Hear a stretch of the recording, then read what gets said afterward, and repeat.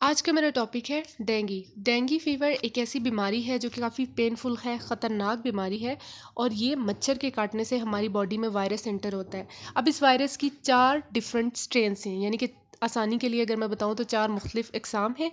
उन 4 मुख्तलिफ़ इक़साम में से अगर कोई एक किस्म भी हमारी बॉडी के अंदर वायरस एंटर हो जाता है, किसी एक किस्म का भी, तो डेंगू हो जाता है, ठीक है? अब डेंगू जो है वो एक ऐसी बीमारी है जो कि बॉडी को बहुत ज़्यादा वीकनिंग की तरफ लेके जाती है, यानी कि जिस्म को बहुत ज़्यादा लाग़र और कमज़ोर कर देती है। अब इसके और क्या अलामात हो सकती हैं, सिम्पटम्स क्या होंगे, ये हम लोग देखेंगे। आई पेन होगा, आँखों के अंदर इस तरह के दर्द होता है कि बिहाइंड द आइज़, आँखों के पीछे वाली साइड पे बहुत ज़्यादा दर्द होता है।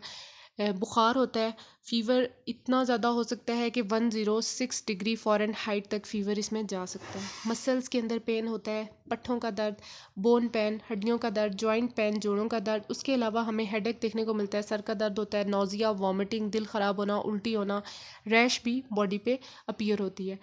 अब रैश के साथ साथ इचिंग भी मिलती है, यानी कि पेशेंट बहुत ज़्यादा उसे दिल करता है कि वो जिस्म को खुरचे, ख़ारिश करे, ठीक है? अब हम लोग डेंगू के, अगर हम लोग मच्छर की बात करें कि वो कौन सा ऐसा ख़ास किस्म का मच्छर है जिसके काटने से डेंगू होता है, क्योंकि हर मच्छर के काटने से डेंगू नहीं होता। उस ख़ास स्पीशी का नाम है एडिस इजिप्टी। ये वो मस्कीटो है कि जो जब काटता है तो वायरस होता है। अब ये कैसे होता है, मैं आपको समझाती हूँ। अब एक एडिस इजिप्टी मॉस्कीटो है जो कि अनइन्फेक्टेड है, इसके अंदर अभी डेंगू वायरस मौजूद नहीं है, ठीक है? एक इन्फेक्टेड बंदे को, यानी कि एक ऐसा बंदा जो डेंगू की बीमारी से गुजर रहा है, सफ़र कर रहा है, इस अनइन्फेक्टेड मॉस्कीटो, इसको हम हेल्दी मॉस्कीटो भी कह देते हैं क्योंकि अभी इसके अंदर वायरस नहीं है। इसने इस बंदे को काटा जिसको डेंगू था, ठीक है? उसके बाद क्या हुआ कि अब ये सारी ज़िंदगी के लिए मच्छर जो है ये इन्फेक्टेड हो गया, इसके अंदर अब डेंगू वायरस आ गया, ठीक है?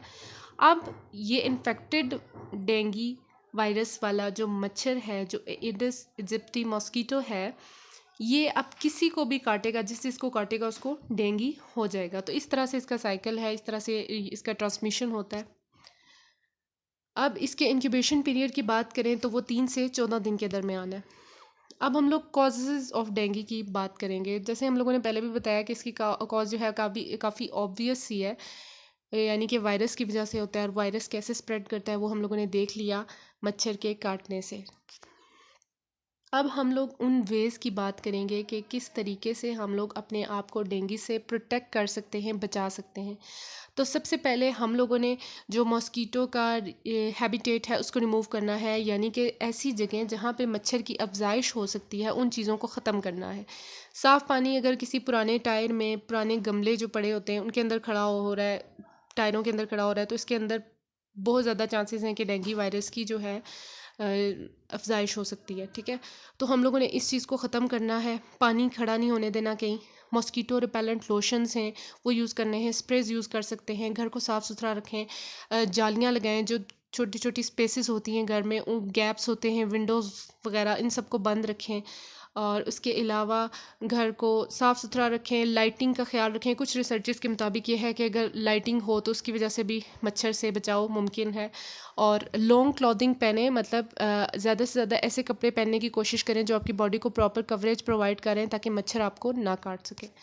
अब हम बात करेंगे डेंगू के फेजेस के बारे में। एक तरह से हम कहें कि इसकी एक माइल्ड फॉर्म होती है, ठीक है? माइल्ड में क्या होता है और स्वेयर में क्या होता है, ये यहाँ पे हम देखेंगे। माइल्ड में जो है फ़ीवर बहुत ज़्यादा हाई होता है, 104 डिग्री फ़ारेनहाइट तक जा सकता है। जैसे मैंने आपको पीछे बताया था कि अगर किसी को बहुत ज़्यादा स्वेयर डेंगू है तो उसको फ़ीवर जो है 10, अब क्योंकि मैंने खुद भी, मुझे डेंगू हुआ था, तो मेरा जो फ़ीवर की अगर हाईएस्ट रेंज में जो मैंने रिकॉर्ड किया था वो था 106 डिग्री फ़ारेनहाइट, ठीक है? जो कि बहुत ज़्यादा स्वेयर है। वैसे कुछ रिसर्चेस के मुताबिक 104 है और डिफरेंट डिफरेंट वैल्यूज़ हैं, तो ये वेरिएबिलिटी आपको मिल सकती है। अच्छा, हाई फ़ीवर होगा, ठीक है? जो कि, और बाकी जो दूसरे सिम्टम्स हैं फ़ीवर के साथ वो 2 से 7 दिन तक रहेंगे, ठीक है? 7 दिन के बाद ख़त्म हो जाएंगे। इसमें स्वेयर हेडेक आ जाता है, आंखों के पीछे दर्द है, नौजिया, वॉमिटिंग, ग्लैंड्स की स्वेलिंग आपको मिलेगी, और उसके बाद मसल्स में और जॉइंट्स में पेन होगा और रैश होगी। अब इन तमाम चीज़ों को मोस्टली डील करने के लिए फ़ीवर को पैरास्टामोल दी जाती है और पेन किलर्स वगैरह दी जाती हैं पेन को रिड्यूस करने के लिए। लेकिन अब एक चीज़ का ख़ास ख्याल रखना है कि अगर किसी को डेंगू हुआ हुआ है तो उसके लिए हम एस्पिरिन या आइबुप्रोफेन जो है बिल्कुल भी यूज़ नहीं कर सकते, क्योंकि वो मेडिसिन हैं जो कि ब्लीडिंग को ज़्यादा कर देती हैं, इन्हेंस कर देती हैं, इंक्रीज़ कर देती हैं, ठीक है।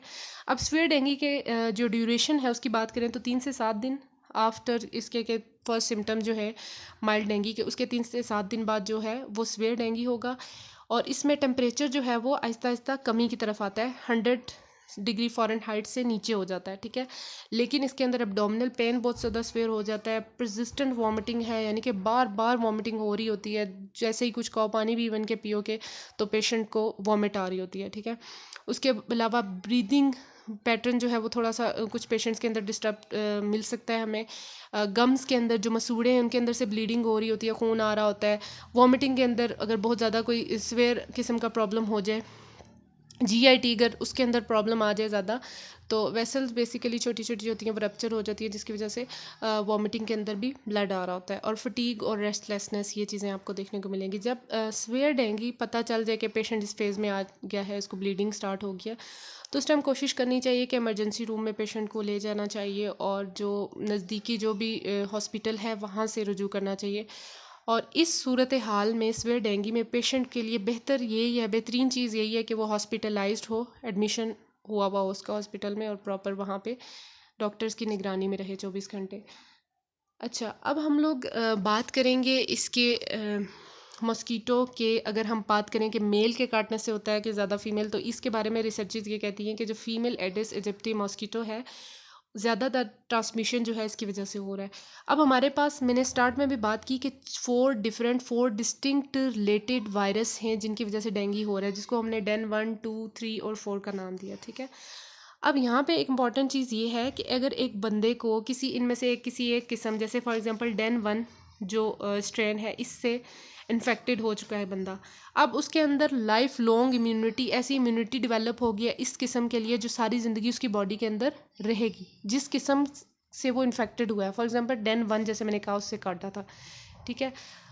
अब उसको दोबारा अगर वो काटता है मच्छर उस वायरस के साथ, तो उसको कोई फ़र्क नहीं पड़ेगा। लेकिन उसी बंदे को अगर किसी और किस्म के साथ इन्फेक्शन हुआ है, तो वो उसके लिए काफ़ी ज़्यादा सीवियर हो सकती है, सीवियर रिस्क होता है सीवियर डेंगू का, और वो जानलेवा भी साबित हो सकता है, ठीक है।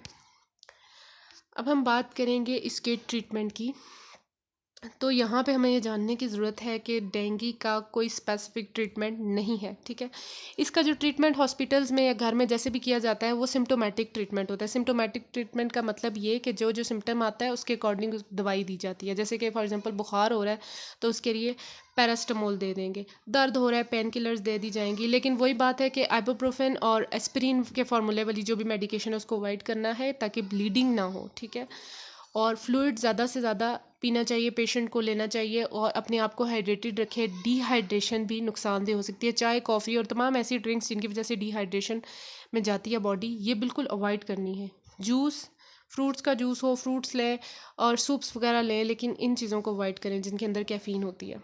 ट्रीटमेंट की बात अगर हम थोड़ा सा मज़ीद इसको एक्सटेंड करें तो उसके अंदर फ्लूइड्स आ जाते हैं। रेस्ट ज़्यादा से ज़्यादा पेशेंट को करनी चाहिए। एंटी पायरेटिक्स जो हैं जिसके अंदर एस्प्रिन और एनसेड्स आ जाती हैं, ये non steroidal anti inflammatory drugs जो हैं इनको अवॉइड करना है पेशेंट ने। उसके अलावा उसकी अगर सीवियर डेंगू है तो बीपी की लगातार मॉनिटरिंग हो रही होती है, हेमाटोक्रिट का लेवल चेक हो रहा होता है डेली बेसिस पे, प्लेटलेट्स के काउंट और लेवल ऑफ कॉन्शियसनेस भी पेशेंट का देखा जाता है। बेसिकली सीबीसी डेंगू पेशेंट के अंदर डेली परफॉर्म करवाना चाहिए ताकि उसके जो तमाम चीज़ें हैं, प्लेटलेट्स वगैरह, आरबीसीज वगैरह मॉनिटर किए जा सकें। अब इसके ट्रीटमेंट को थोड़ा सा मज़ीद अगर हम देखें तो वही बात कि फ़्लूइड्स की जो है ना वो ज़्यादा से ज़्यादा इंटेक होनी चाहिए, जिसके अंदर पानी है, जूसेस हैं, जैसे भी करके सूप्स वगैरह। क्योंकि जितना ज़्यादा फ्लूइड होगा, रिहाइड्रेशन होगी, बॉडी हाइड्रेशन में होगी, तो रिकवरी के जो है चांसेस ज़्यादा होते हैं और बॉडी जल्दी हीलिंग की तरफ जाती है। उसके अलावा एक रिसर्च के मुताबिक पपाया लीव्स, यानी कि जो पपीते के पत्ते हैं, वो वैसे भी रॉ फॉर्म में भी ले सकते हैं। उनका एक्सट्रैक्ट जो है वो प्लेटलेट काउंट को इंक्रीज़ करने के लिए बहुत ज़्यादा फ़ायदेमंद है, ठीक है। उसके अलावा पपीते का जो फ्रूट है उसको भी खाया जा सकता है, लेकिन उसके लीव्स के बारे में ख़ास तौर पे कहा जाता है कि वो काफ़ी हेल्पफुल होते हैं इन ट्रीटिंग डेंगू।